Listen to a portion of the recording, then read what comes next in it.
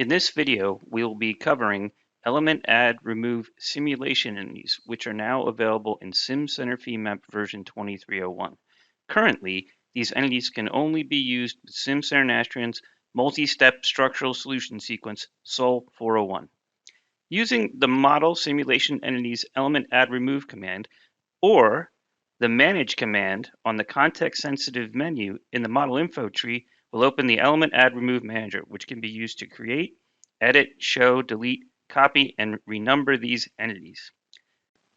When creating a new add remove entity, there are two options, ELAR or ELAR2. Time can be used as a criteria to add or remove elements, while inelastic strain or mechanical strain can only be used to remove elements. Which criteria to use is selected via the type dropdown, then additional values are specified.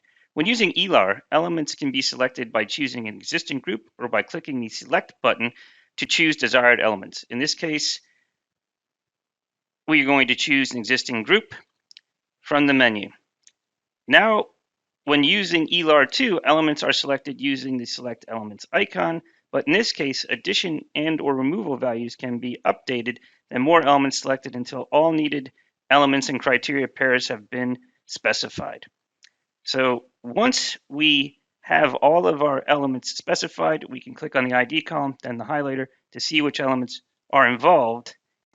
In addition to creating single element add remove entities, element add remove sets can also be created, which will write out an ELAR add entry to the Nastrian input file.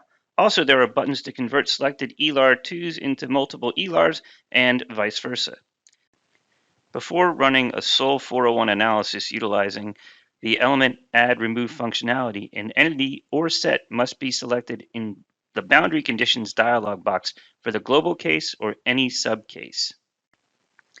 Once the analysis is completed, there are two output vectors available, one which displays the status of each element which has undergone addition or removal, and another which displays the time at which the addition or removal occurred.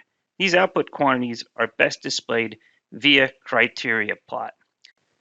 That said, perhaps a better way to visualize element addition and removal is to instead view an animation of a more typical output vector, such as von Mises stress, across all time steps of the analysis.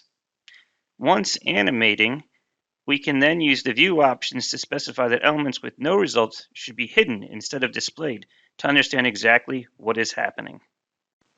This concludes our demonstration.